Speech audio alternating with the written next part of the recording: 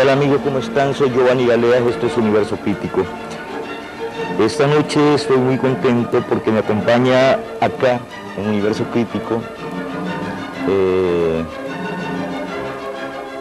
alguien muy querido por mí, por este programa, por una razón muy sencilla, porque ella es madrina de este programa, ella fue la primera invitada, ella fue quien estuvo aquí en el primer programa que hicimos de Universo Crítico ya hace 5 años, y porque es una de las artistas salvadoreñas más conocidas, más queridas, más prestigiadas, los reconocimientos que ha tenido y el consenso, pues, y el consenso dice mucho también. Estoy hablando de Margarita Martínez. Lo que pasa es que en su casa saben que es Margarita Martínez y algunos íntimos, pero en realidad todos la conocemos como la Negra Álvarez. Negra, gracias por haber venido otra vez. Sí, me alegra haber venido porque recuerdo el primer programa que estuvimos juntos. Hace 5 años ya. Hace 5 años, siempre te veo. ¿Verdad? Me parece un programa bien interesante, bien sincero, se habla de todas las inquietudes que cada uno tiene. O sea, no se queda en ser una entrevista, sino que profundiza mucho. Bueno, viniendo de ti es un elogio que no te imaginas lo que significa para mí. Negra, yo quisiera decir primero que algunos televidentes que nos ven en el interior del país y que nos ven, hay quien no nos ve sistemáticamente, sino que a veces y tal, y entonces es necesario recordarle quién es el invitado. Bueno, antes quería decir una cosa. Fíjense que el maquillista responsable, pues, de que uno no se mire tan feo como es en la realidad, en los programas no está, no sé por qué. Bueno, se tomó vacaciones, total es que no está, y entonces eso genera algunos problemas bueno, el sudor en la cara y tal. Ya me ha pasado en otras ocasiones y es terrible. Les pido disculpas porque de todas maneras uno no se siente muy seguro, la luz es intensa en el estudio, las cámaras no ayudan mucho, pero en fin. Bueno, no seré... Es más importante ¿verdad? Lo que se oye. Como decía Pedro Infante, no soy un Pedro Infante, pero les voy a cantar, decía, sí. Decía un programa. En fin, esto no es un concurso de belleza, solo quería decir eso porque de repente el sudor excesivo, la luz, bueno, lo pone un poco inseguro a uno, pero en fin, vamos a seguir. Quería decir, Negra, de que estamos con un artista. Yo pudiera leerles un currículum que me pasaría media hora leyéndolo, de las actividades artísticas, de la formación como artista de Negra Álvarez, pero basta con decir algunas cosas. En los 60, a finales de los 60, Negra estudia en Europa arte en varias escuelas, ya nos explicará ella en concreto cómo fue la historia, y luego en Estados Unidos, y luego en el 81, en los 80 empieza a exponer aquí en El Salvador, después de haber estudiado y aprendido técnicas en Europa y en Estados Unidos, comienza a exponer, y desde entonces, bueno, Negra se instala en la plástica nacional con derecho propio y haciendo un arte muy personal, en un estilo, en una técnica y en una forma de expresión muy personal. De eso es lo que vamos a hablar ahora. Pero antes, Negra, si nos puedes contar un poco esta particularidad de tus estudios, primero en Europa y luego en Estados Unidos, porque tiene importancia tu formación en la medida en que vamos a hablar después de cómo es que tú expresas tus sentimientos, tus pensamientos, tal como los expresas artísticamente. Entonces, sí sería interesante ver cómo es que, o sea, las raíces, pues, de aprendizaje. ¿Cómo es primero? Tú sales de Santa Ana. Sí, en Santa Ana a mí siempre me gustó el arte. No voy a decir el arte porque creo que uno ni siquiera tiene ese concepto de ese maravilloso mundo del arte, sino que uno quiere pintar, hacer un cuadrito.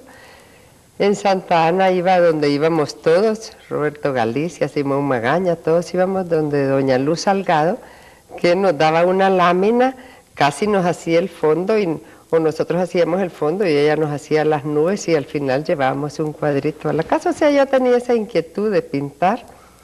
Era como aquel concepto viejo de manualidades. Sí, Correcto. o sea, pintar. Se me presenta la oportunidad de irme a Europa, me voy yo a la Universidad de Lovaina, y ya estando ahí, pero yo con la idea de ir a una academia de arte, pero llego yo a la Universidad de Lovaina, averiguo si hay una escuela, una academia de arte, tomo yo ciertos cursos libres y me inscribo en la academia, que era una formación tradicional de una academia, dibujo, pintura y una cosa bien conservadora. Me encuentro yo a un escultor boliviano, que me acaban de decir que murió, Marcelo Callaú, y me dice: negra, si realmente querés ser artista, andate a esta escuela de diseño antiacadémica de Bruselas. ¿Esto es qué año, negra? Esto es en el 68. Ups. Estamos hablando, ustedes recordarán, el 68, la explosión de toda la energía juvenil en el mundo. Claro. Sí, los Beatles, los hippies, ajá, los Dylan, hippies, sí. San Francisco, la marihuana, el LSD, la Y yo lo vivo un poco ingenua, te digo, un poco ingenua, pero con una ansiedad de entrar a todo esto nuevo, y me inscribo en esta escuela de... antiacadémica, digamos. Antiacadémica total. O sea, yo llego ahí y las clases de dibujo eran con los ojos vendados, la pintura era tocando diferentes materiales, nos enseñan a distinguir que la línea de la lana no es la misma que del vidrio, que la madera, de los materiales, las sensaciones, texturas. Las texturas, lo que es expresar algo de adentro. Y el director de esta escuela, te digo, es la persona más interesante que yo conocí, porque para él el arte era sagrado. Y yo me acuerdo que una vez me llamó y me dijo: ¿qué piensa usted hacer de su vida? No sé, tener una familia y seguir trabajando en arte. Y me dijo: el arte es sagrado, es como una vocación religiosa, no se puede compartir, y es entrar. Y de veras que él me dejó esa idea que el arte realmente es sagrado, no se puede jugar con él y hay que ser honesto en arte. Y fíjate que eso influyó muchísimo en mi vida. Para entrar a pintura en esta escuela solo recibían a 2, porque había que ser genio. Por supuesto yo no era genio y regreso a la academia. Hago otro año en la academia, que también creo que fue importantísimo, porque creo que el lenguaje de un artista no debe tener límites, o sea, tiene que conocer el dibujo, la figura humana, la composición, la teoría del color, técnicas. Entonces, yo empiezo a sumar todo eso que creo que es necesario, aunque al final hagas una obra abstracta solo con un solo color, tenés que tener esa formación. Hagamos un paréntesis, negra. Acá yo quiero hacer una pregunta que es una inquietud mía, pero de muchos también. En la academia uno aprende las técnicas tradicionales básicas, es decir, un dibujante aprende a dibujar, un pintor aprende a pintar, aprende lo básico, es decir, las técnicas que le permiten a un dibujante plantar una figura, por ejemplo, ¿verdad? Lo anatómico, la perspectiva, la composición del cuadro, los valores de la línea. Y un pintor pues aprende teoría del color, a componer su cuadro según ciertas, ¿qué diría?, preceptiva clásica. Tú después puedes hacer lo que quieras, pero eso te enseña la academia. Sí, pero la regla básica, hay un libro que dice cómo componer un cuadro, ¿verdad? Bueno, pero aprendes esa técnica. Sí. O sea, aprendes a dibujar, aprendes a pintar.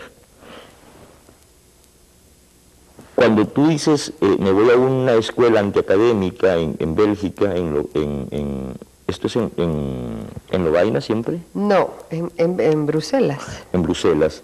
Instituto Saint-Luc. Saint-Luc. Ajá. Cuando tú te vas a esto, que era la etapa de lo anti, es decir, de todo lo anticonservador, sí, de lo nuevo, de las rupturas, de los 60, a finales de los 60, pues, cuando todo, la filosofía, la música, el marxismo mismo está siendo revisado. Y todo esto estaba involucrado en esta escuela, fíjate que era lo maravilloso, era otro mundo. Era lo anti, Ajá, ¿no? Era sí, lo nuevo, buscar lo sí. nuevo. O sea, dicen, bueno, la Apolíneo es la línea recta y Cortázar dice, bueno, algunos prefieren divertirse en línea recta, yo prefiero hacerlo en laberinto, en círculos, en esquinas y tal, ¿no? Pero lo que sucede, Negra, yo quería preguntarte esto, es que vamos mezclándolo con tu propia historia personal. Cuando tú regresas a El Salvador, tomas clases con Benjamín Saúl, por ejemplo, con el maestro español que residió mucho tiempo acá y que murió acá también, ¿no? Benjamín Saúl, un gran dibujante, un gran escultor, un maestro que tenía muy asumidas las técnicas clásicas, ¿verdad? Tomas clase con él a conciencia bastante tiempo, no aprendes mucho. Sí, con 2 él. años, fíjate que yo sentía que me hacía falta ese conocimiento de la figura humana tan necesaria, y Saúl no nos enseñó a hacer una figura humana bonita, él nos enseñó lo que era el ritmo, el término y la composición de la figura humana. Entonces era como entrar a la figura, no era dibujar una. Entonces a mí eso me pareció bien interesante porque era conocer cómo estaba formado el término, el ritmo. Correcto. Entonces fue bien interesante también que yo creo que fue un privilegio haber coincidido con Benjamín Saúl. Con este gran maestro. Al mismo tiempo, como te digo, yo vivo un poco ingenuamente toda esta explosión de cosas nuevas en Bruselas, y Saúl quizás me ayuda a como asimilarlas. O sea, lo que yo aprendo en Bruselas, yo lo traigo, pero lo voy como asimilando poco a poco, que también fue interesante. Y yo paso del 70 al 80 sin hacer exposiciones. Yo no vengo... 10 años. Sí, 10 años que yo no regreso creyéndome que era una gran artista o que había aprendido. Yo regreso con una serie de inquietudes, pero en ningún momento regresé yo creyendo que venía formada como artista. Pasan 10 de hecho, no años. expone durante toda una década, pues. No, trabajé en la remodelación del teatro, pintaba. Con Simón Magaña y con Roberto Salomón. Sí, yo vivía todo ese mundo y te digo, vine a inscribirme al bachillerato de artes. Y estaba Magda Aguilar, me encuentra en Santana haciendo cola y me dice que Negri, ¿qué estás haciendo? Pues yo quería seguir dentro de ese mundo relacionada con los artistas porque no iba a regresar y me iba a aislar. Entonces me dijo que por qué no daba clases. Te llamó a dar clases. Sí, y di clases del 70 al 73 de técnicas de repujado en metal, pero viví ese mundo con Robbie, estaba Roberto Hueso, Roberto Los chicos Galindo. peludos, los Sí, morrales, pero entonces yo regreso camisas de manta. y encuentro en el bachillerato de artes esa continuidad. Después nos vamos a trabajar, que mi trabajo en el teatro tampoco fue artístico, sino que un poco artesanal, porque yo estaba encargada de lo que eran toda la decoración de pátinas pero yo si algo me alegra en mi vida, y quizás eso se ve en mi trabajo, es que yo no he dejado de vivir nada porque no está dentro de lo que es el concepto de arte formal, ¿me entendés? Y eso me ha enriquecido. Pero, Negra, esto que me decías, tú haces en el teatro un trabajo que bueno, podía ser discutible si es arte o artesanía, arte o artesanal. Esta discusión, algunos, quizá puristas, podrían pensar que se puede extender a todo tu trabajo. Una discusión de, bueno, ¿y la Negra hace arte o artesanía? Cuando agarra un tronco de madera, lo interviene, lo labra, le da un sentido, un ritmo y tal, lo pinta, o agarra una puerta y le da cierto, o sea, interviene en la puerta, pues. Alguien podría decir, bueno, ¿qué está haciendo? ¿Está haciendo artesanía o artes? ¿Negra es artesana o es artista? Entonces, como te digo, yo no me he limitado a hacer nada. Mi obra toda responde a una necesidad de verla hecha. O sea, yo lo que hago, lo hago por una necesidad de ver algo realizado. Casi siempre va relacionado con alguna vivencia mía. Mi primera exposición, que siempre lo cuento, en el 81 fue de collage, que fue hecha con todos los pañales de mis hijos. Yo tenía 3 hijos en 3 años, miles de pañales. Esa gasa te atrae trabajarla. Y yo no consideraría que fue una obra artesanal, sino que era una obra que yo quise hacer. Yo considero que la artesanía es cuando tú empezás a repetir una obra. La fórmula. La fórmula. Yo creo que eso es cuando es artesanía. Que mi obra ha generado mucha artesanía. Si tú ves ahora, no hay quien no esté pintando maderas.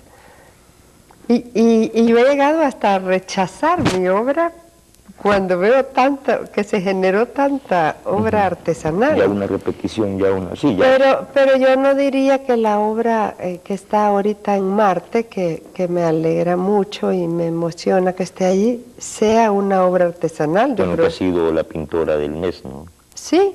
En el Museo de Arte. En el Museo Marte. Y hay 2 piezas que son madera intervenida, una en madera y la otra fundida en bronce. Entonces yo no diría que son obras artesanales. Dentro de la obra de un artista hay obras mejores que otras, pero yo consideraría que la artesanía es cuando el artista empieza a repetir una obra. Ya mecánicamente. Mecánicamente, después de haber satisfecho la necesidad de hacerla. Mira, yo una vez te cuento una anécdota, porque esta discusión entre arte y artesanía puede parecer ociosa, porque en realidad el espectador, aunque no sea especializado, puede sentir la diferencia entre una obra artística y lo que es meramente artesanal, sin tener absolutamente sin decir que lo artesanal peyorativamente, sin decirlo peyorativamente, pero las diferencias son claras, son obvias y por lo general pueden sentirse más que expresarse, ¿verdad? Entonces, pero yo te voy a contar una anécdota. Yo una vez en Brasil, esto fue el 94, 93, en Sao Paulo. Yo venía recién llegando de México, donde había vivido un tiempo, recién venía regresando al país. Me fui al Brasil acompañando a Sol del Río, el grupo de teatro, y allá vi Tierra de Cenizas y Esperanzas, esta obra de teatro que puso Sol del Río. Y bueno, yo tenía mucha expectativa porque yo no la había visto. La fui a ver hasta allá. Y cuando vi, para mí uno de los mejores actores que ha dado la región, pues Centroamérica, ¿no? Ya no digamos este país, que Fidel Cortés, de Salcoatitán, un muchacho indígena, bajito, Fidel, pues, nuestro querido Fidel Cortés. Cuando se ilumina la escena y aparece esta figura de un manto con unos, ¿cómo se llama? Unos morros, unos cutucos. ¿Cómo se llama eso? Sí, era unas calabazas. Ajá, unas de las que calabacitas, salía una tela de seda azul. Pero es cuando él está de espalda con su manto. ¿No hay una base de yute? No. Sí, mira, yo trabajé en la escenografía. Sí, yo sé. Es que lo hiciste tú, lo que estoy diciendo. Sí. Lo que pasa es que se ilumina la luz y es la primera imagen que yo veo. Y para mí fue el reencuentro con un montón de imágenes nacionales que yo había perdido, ¿verdad? O que yo podía haber perdido. Yo la disfruté. Y vi eso, y vi ese como manto que tiene Fidel, que tiene esos cosidos, esos guacales, ¿no? Ah, sí, era el manto que tenía medios morros, guacales de morro. Correcto. Sobre una base de yute, y creo. Todo era, sobre una base de yute. Era tan bella. Todo era con elementos naturales. Fue bellísima esa obra. Bueno, el golpe visual Y el golpe más que visual, espiritual que esa imagen me produjo a mí, me dura hasta ahora. Yo estaba tan emocionado. Y yo después platiqué con los teatristas brasileños, los especialistas brasileños, los críticos y tal, que llevaron la obra allá, y platiqué con el público y tal, y era tan fuerte como para mí fue, para los brasileños también, todo el lenguaje de este trabajo visual, pues, de la escenografía que tú hiciste. Cardinales, eran unas telas. Exactamente, exactamente. Bellísimo, pues. Entonces, bueno, te quería contar esta anécdota porque, digamos que por esa vía, no de la discusión de carácter histórico, intelectual, estilística, es que yo entro o sea, me genera el aprecio por lo que tú haces, sino que es precisamente por un contacto muy real, ¿verdad? Que ese prácticamente es mi primer contacto con tu obra, ese que te estoy contando. Yo luego después vi obra tuya, luego después tuve creo que alguna vez te lo conté, el privilegio de entrevistar a Mario Vargas Llosa largamente en una entrevista que publiqué en la prensa gráfica, y donde él me habló muy emocionado que había comprado una obra tuya que la tenía en su taller, no, era una pieza en madera justamente, ¿verdad? Hizo algunas consideraciones y me remitió a un texto que le había escrito sobre lo que tú haces. Me escribió un texto sobre mi obra. Y compró una obra tuya y se la llevó a tal. Luego también yo entrevisté a José Luis Cuevas, para mí uno de los grandes artistas del siglo XX, discutible y opinable en todo, puede ser José Luis Cuevas, pero un gran artista, ¿no? Y también cuando lo entrevisto y le pregunto qué ha visto de arte salvadoreño y tal, me remite a ti y me cuenta que tiene obra tuya en su museo, por ejemplo, en el centro de la Ciudad de México. Y fue divertido porque me dice, tengo tu obra que es buenísima, a pesar de que es la Frida Kahlo, porque su rival, ¿verdad?, como artista, a pesar de que es la Frida Kahlo. Y sí, está en un nicho, es otra de las cosas que me causan gran orgullo porque me alegra mucho. Está en un nicho y es casi la única obra que está permanentemente en el museo, porque está la giganta, claro. Y está, por supuesto, ahí todo es Cuevas. Pero sí la escultura, en una época la quitaron porque se puso solo obra de José Luis Cuevas, pero después ellos están cambiando la obra y la escultura está siempre. Sí, casi siempre permanece ahí en el museo. Vamos a hacer una pausa, Negra, y vamos a hablar, porque a mí me gustaría explorar contigo, porque sé que el tono contigo puede ser muy sincero, de hecho es muy sincero, hablar de esta ambigüedad que consiste entre esa necesidad extrema de libertad que tienen los artistas, extrema de búsqueda, de seguir buscando más allá, por ejemplo, el pintor más allá de la pintura, pues, y el músico más allá de la melodía, más allá de la música, hasta llegar en ciertos extremos hasta el silencio, ¿no? Como el caso de John Cash, o al ruido, al puro ruido, como el caso de John Cash. Y en los pintores, en algunos casos extremos, de abandonar la pintura, de abandonar el dibujo, y asumir otras técnicas, otras maneras de expresarse de las búsquedas, porque pueden ser al mismo tiempo muy interesantes, abrir nuevos campos para la experiencia artística, pero también pueden ser zona de abuso y hasta de estafa, ¿no? De esto me gustaría hablar un poco porque me preguntan mucho de eso cuando los televidentes me ven en la calle y me dicen, ¿por qué no a veces no habla de esto? Que mire, uno a veces no sabe qué decir de ciertas obras, ¿no? Ya vamos a regresar y vamos a hablar con Negra Álvarez justamente de esa experiencia.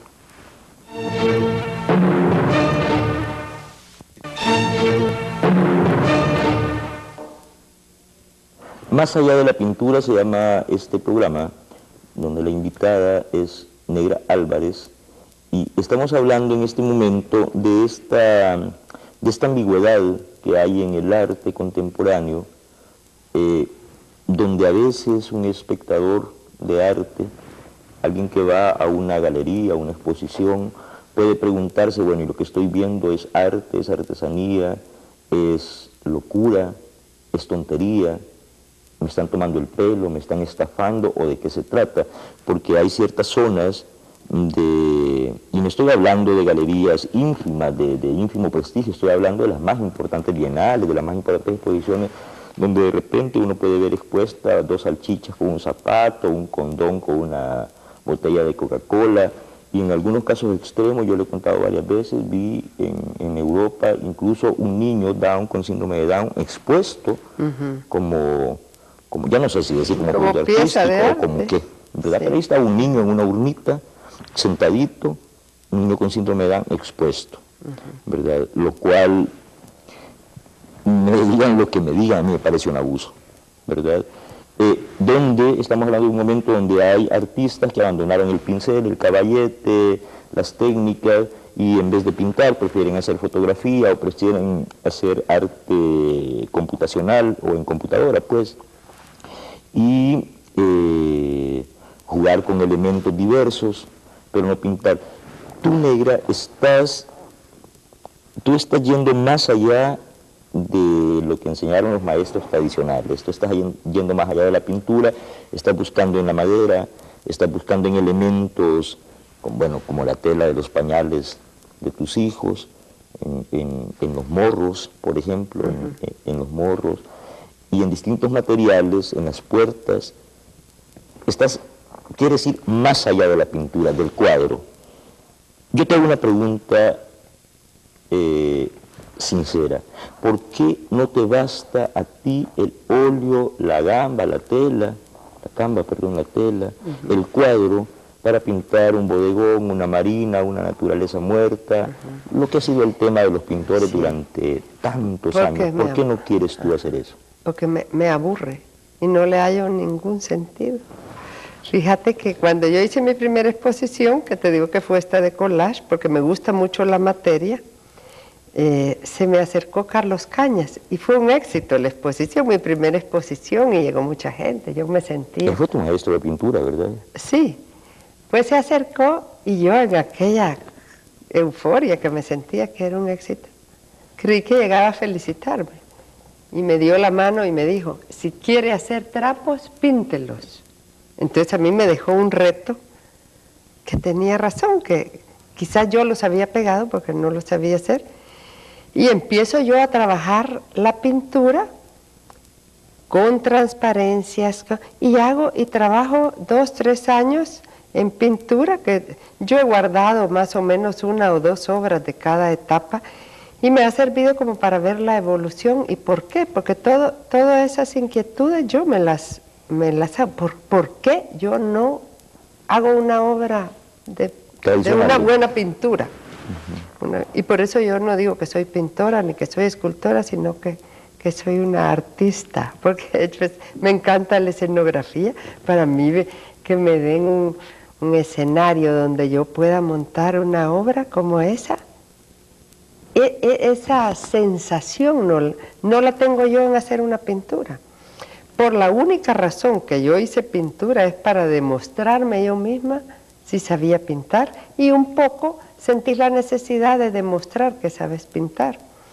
Pero después de eso, descubro yo, también trabajando en el teatro, cuando se montó aquí el Popol Vuh, una obra muy controversial que había venido, se montó, yo trabajé, porque como te digo, he sido inquieta de estar involucrada en todo.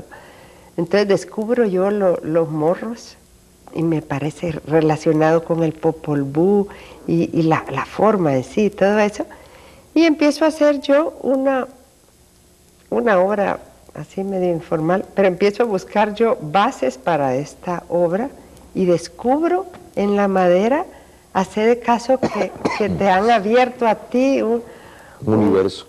Un universo, pero encuentro yo esta madera que te digo, yo podría haber ido en el carro y le decía a mi esposo, que ha tenido la paciencia y ha sido un gran apoyo para mí, de decirle, que quiero ver esa madera, porque a veces aserraban, y empiezo yo a descubrir aquello que no sé, debe ser, para mí fue fabuloso, fueron años, como 10 años de descubrir, porque no es pintar sobre la madera, sino que era descubrir que había allí y formas. Entonces yo empiezo a recoger piezas que me podían haber servido a mí para algo, y como te digo, ya era obsesión de ver qué es lo que yo iba a hacer con eso, y empiezo a descubrir todo aquel mundo que llegó un momento en que yo estaba satisfecha con eso y empieza otra búsqueda, porque en mí siempre hay esa necesidad de descubrir, y la pintura a mí de verdad que me aburre. Pero una pregunta, perdona que yo insista, perdona que insista. Tal vez yo voy a descubrir muchas cosas. Tú puedes pintar un bodegón. Tú puedes hacer una marina. Yo tengo cuadros y podría hacerlo, pero no le hallo sentido hacerlo. Correcto. O sea, ¿por qué voy a...? Mira, yo soy obsesiva del tiempo. Sí, ya soy neurótica del tiempo.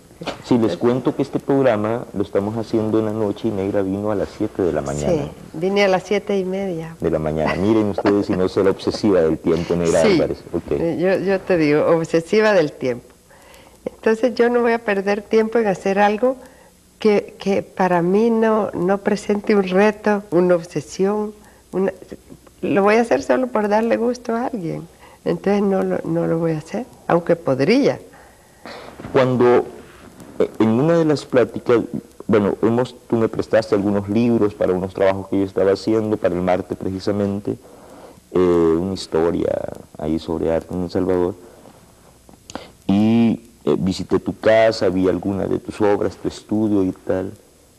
Te pedí luego que me invitaras a ver parte de tu obra y durante mucho tiempo me estuviste diciendo, es que ahorita no tengo nada, es que ahorita no estoy haciendo mucho, no estoy muy contenta con lo que estoy haciendo.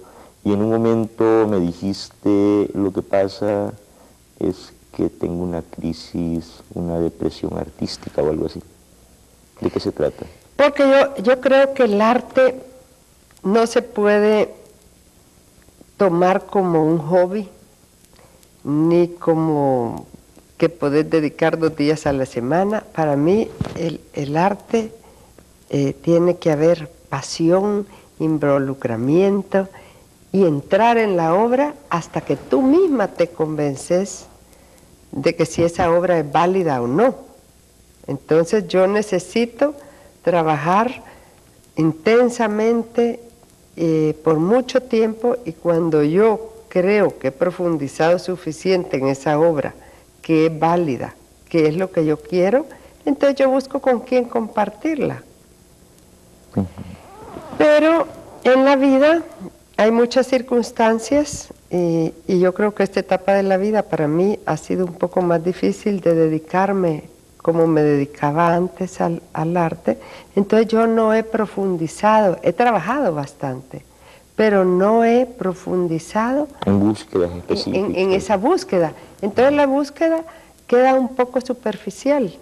Entonces yo no puedo venirte a hablar aquí de mi gran obra que estoy trabajando como te puedo hablar, porque no había logrado profundizar, que para mí eso es bien importante. Porque, Negra, una vez que te ha validado como artista de gran magnitud, no lo que diga este servidor, pues, que finalmente no soy un especialista, pero, bueno, estamos hablando de gente como José Luis Cuevas, precisamente, gente como Mario Vargas Llosa, bueno, Bélgica Rodríguez, que incluso, ¿quién escribe el libro El espíritu de la madera? Esa es una serie de escritos, ahí está lo de Vargas Llosa, hay una Claudia Rousseau, hay una recopilación. Porque sí, claro. Te voy a decir que cuando yo hago mi exposición, hay mucho, en la primera que hice de madera, hay mucho cuestionamiento, ha habido mucho cuestionamiento sobre mi obra, pero de repente, cuando vino Bélgica Rodríguez al principio aquí, te digo, ella venía a visitar a 10 artistas y no encontraron quién la llevara y yo me ofrecí y yo la llevé, que fue una experiencia bien linda de visitar a cada artista en su estudio. Una estudiosa, crítica, historiadora del arte latinoamericano, Bélgica Rodríguez. Es venezolana, Bélgica, ¿verdad? Sí, es venezolana y ella viene a visitar a estos 10 artistas y para mí fue una experiencia, te digo, que de esas que se te presentan en la vida, ver cuando ella visita a cada uno de los artistas en su mundo, la imagen que cada uno quiere dar, y al final dije, yo no voy a perder la oportunidad, la invité a tomar un café en mi casa, y entró al estudio, y te digo que fue de las primeras veces que alguien entró y me dijo, esto es fabuloso, lo que estás haciendo, que era toda la escultura en madera. Eso es lo que ella escribió justamente, claro. Sí, entonces entra y me dice, esto es fabuloso, está dentro del movimiento de escultura latinoamericana, y me invita a participar en la exposición en el Museo de las Américas, que se llamaba Escultura hacia los 90. Y sí, tuve muchos comentarios sobre, me llevé una obra enorme que todavía está allá porque me costó un platal llevarla y no la voy a traer de regreso. Pero para mí fue entrar en ese mundo, fíjate que alguien se interesara. Bueno, era una exposición donde participaban artistas bien conocidos. Para mí era de las primeras exposiciones importantes, después que me dieron la orden de caballera de los caballeros de las artes de Francia, ¿no? Entonces, eso nunca me lo esperé, pero todo eso para mí era como decirme, sí es válido lo que estoy haciendo. Pero cuando este tipo de personalidades que tienen un criterio ya muy prestigiado, muy sólido, pues, validan tu obra, tú todavía tienes esto que llamas, yo te preguntaba por eso de la depresión artística, que es artística, es como, ¿solo se debe al tiempo que le dedicas a la obra, o es cuando dijiste, de repente no siento que sea la gran obra y que la búsqueda todavía es superficial? Porque podrías perfectamente, amparada por esos juicios, por esos libros que ya se han escrito sobre ti, que se han publicado sobre ti, podrías perfectamente pasártela muy fácil, amparada en ese prestigio, ¿no? Y hacer exposiciones cada 3 días. Sí, yo podría poner una piedra sobre la mesa y decir que la hice yo, ¿verdad? Una línea. Claro. Pero fíjate que últimamente que he tenido esa inquietud de trabajar con las láminas. Yo creo que no láminas. La lámina galvanizada, de repente empiezo yo a sentir en mi vida, porque yo me siento como que las cosas me llaman. Empiezo yo a que en un paisaje yo lo que veo son láminas. Estas láminas galvanizadas, corroídas y empiezo a ver que tienen un gran valor plástico. Y empiezo a sentir la necesidad de dibujar sobre ellas. ¿Hablas de sus manchas, de sus texturas? ¿De qué hablas? Sí, de las manchas, de la textura, de la presencia universal que tienen. Correcto. No he convencido a mucha gente de esto. Yo sí estoy convencida. Todavía me hace falta trabajar, porque yo creo que para imponer algo, después de que uno cree que es una obra válida, tenés que trabajar suficiente para que la gente se convenza que sí es. Y si tú ves esa presencia universal de la lámina, el valor plástico que tiene y cómo es parte de nuestra vida, eso me convence. Te pregunto algo, Negra. Precisamente sobre este punto, lo de la lámina.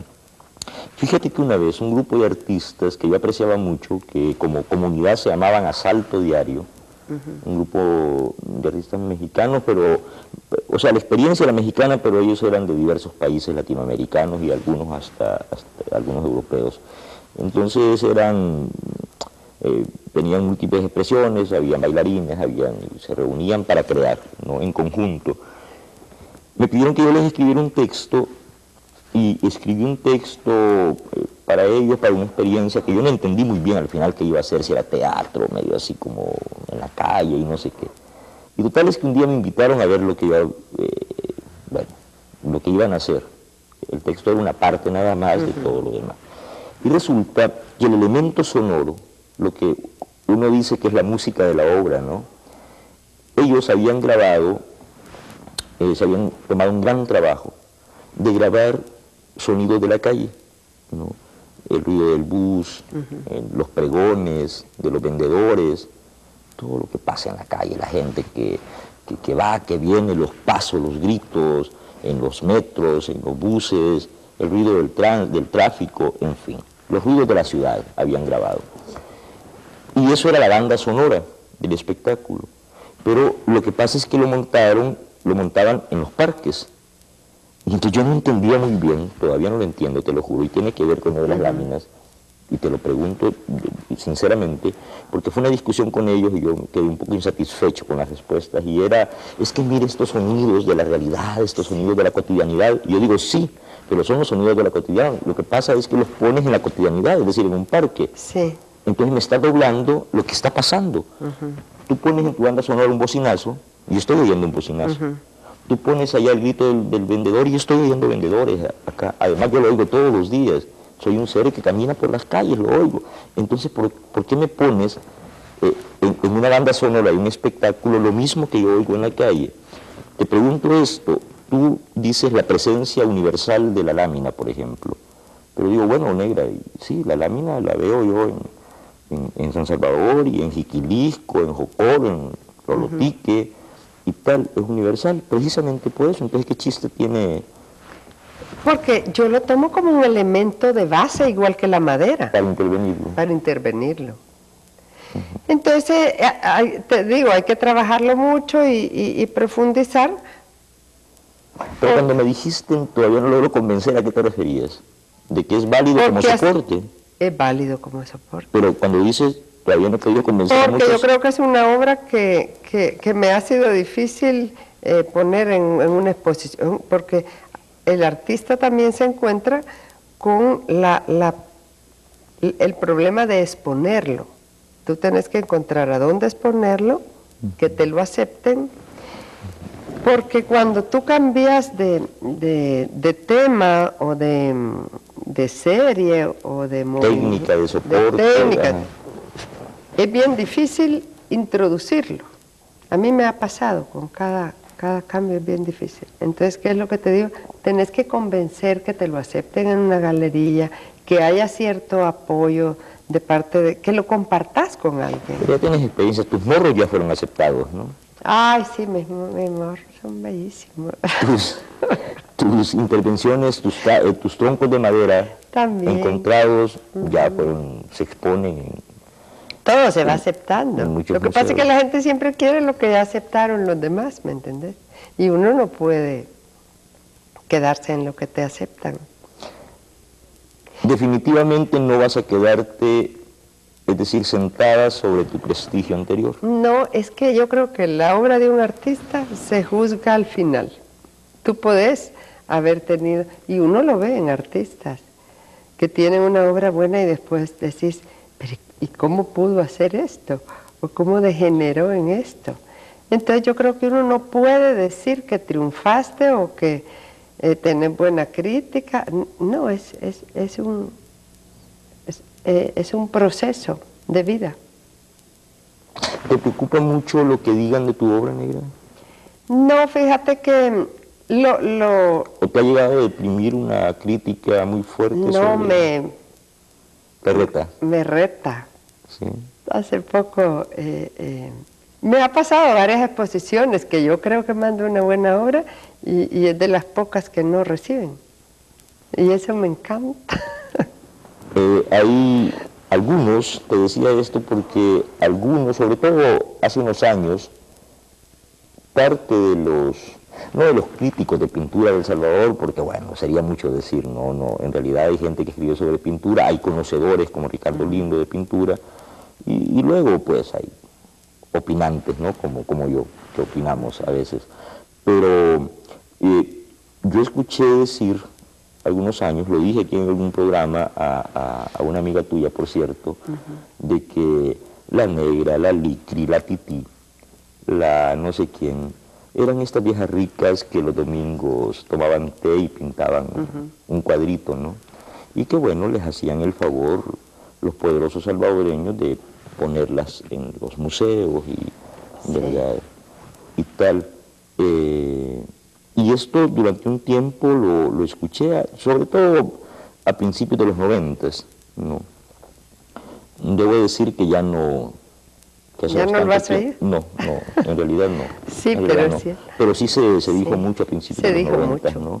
De que ustedes eran unas señoras ricas que pues sí, para no... Pero yo creo que con el tiempo hemos demostrado que realmente el arte era parte de nuestra vida. Porque se ve mucho señoras que pintan, y te digo que es un concepto que es ofensivo, o sea, a nosotros no nos gusta que nos digan así, pero que la gente al principio tenía la idea de que nosotros estábamos pintando para entretenernos, pero no ha sido así. No, bueno, el caso es que, por eso yo hablaba de la validación de tus búsquedas, de tus hallazgos, bueno, no solo de los hallazgos, de las búsquedas también, de lo que has hecho, ¿no? Y esa validación que viene de estas personalidades de las que hemos hablado, que bueno, no andan repartiendo aplausos a diestra y siniestra y al primero que se encuentran, ¿no? Precisamente que Bélgica Rodríguez diga que está bastante interesada, que le parece fabuloso lo que ve en tu taller, pues hombre, Bélgica tiene un nombre pues en la crítica latinoamericana de arte, ¿no? Que Juan Nacha se exprese bien, o sea, ha expresado bien de lo que vio de tu obra, pues hombre, don Juan Nacha algo sabrá de arte, digo yo, ¿verdad? Un poquito más que cualquier opinante salvadoreño, pues. Que José Luis Cuevas se emocione cuando habla de tu obra, pues hombre, parece que hay que tomarlo en cuenta, ¿no? A esto me refería. Yo creo que estamos llegando al final del programa, Neira. Yo quisiera decirte algo. Esta pregunta que yo tenía sobre esta zona ambigua entre la búsqueda artística que produce obras auténticas que en principio desconcertan al espectador, o que pueden desconcertarlo, pues, como las primeras experimentos cubistas, digamos, a principios del siglo XX, ¿no? Que bueno, y que estamos viendo, la señorita de Aviñón y eso, ¿verdad? ¿Qué estamos viendo cuando, o la obra de Juan Gris y tal? Las primeras propuestas de Miró, por ejemplo, que desconcertaron a quien estaba acostumbrado a ver obra clásica, pues, y de repente mira estas manchitas y estas líneas locas de Miró que parecen cosas de niños, ¿no? Y que son tan bellas, por cierto. Esto suele desconcertar. Cuando yo preguntaba por esto, es precisamente, Neira, porque a mí me parece en lo personal que las búsquedas y los hallazgos tuyos expresan de manera muy concreta, quien ha podido ver tu obra, de manera muy concreta la respuesta a ese tipo de preguntas, a ese tipo de inquietud, qué es arte y qué no es. Es muy difícil expresarlo conceptualmente, qué es y qué no es, hasta cierto punto es pedante, ¿no? Decir esto es y esto no es, pero uno puede sentirlo y tiene relación con la autenticidad expresiva del artista, ¿no? En tu caso, ¿cómo lo has explicado? En el arte puede haber mucha farsa. Por eso te digo que uno tiene que profundizar tanto en su obra para analizar tú si es válido o no. Y luego compartirlo con el público. Pero otra cosa que se da mucho es porque la tendencia va por la fotografía, que la tendencia va por el minimalismo. Si no es una necesidad tuya expresarte en esos términos, es falso. Son movimientos internos auténticos, pues. Yo creo que el arte tiene que ser así. Correcto.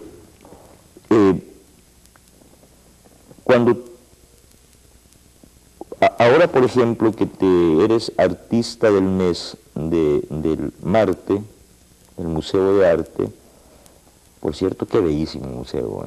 Ah, sí, ese ha sido, bellísima yo creo que ha sido tan importante para nuestro país en la fundación de ese museo.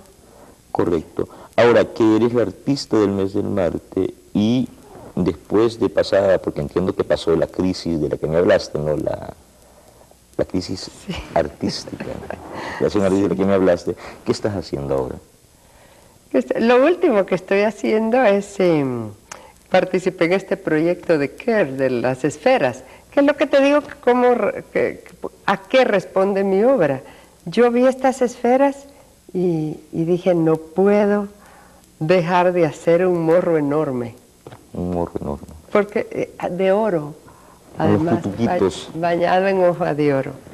Entonces, en eso he estado trabajando estos días y eso me ha dado una gran satisfacción, ¿sabes? Ver realizada, de repente veo yo la esfera y digo, yo la tengo que ver ese morro bañado en oro. Y lo van a ver en toda América, y en Europa también ese morro tuyo. Llegamos al final del programa. Neira, te agradezco muchísimo haber venido al programa. Yo estoy seguro que este es uno de los mejores programas por la sinceridad, por la porque esta zona, igual que tú decías, puede haber estafa en esto del arte, también en hablar del arte suele haber mucha demagogia, retórica y bla, bla, bla, y pajística, pues. Yo creo que este ha sido uno de los programas más sinceros, de verdad, donde no ha sido necesario estar haciendo pajística para hablar del arte. Te agradezco mucho Para mí haber venido. ha sido un privilegio porque no todos los días se encuentra uno a alguien con quien platicar. Muchas gracias. Buenas noches.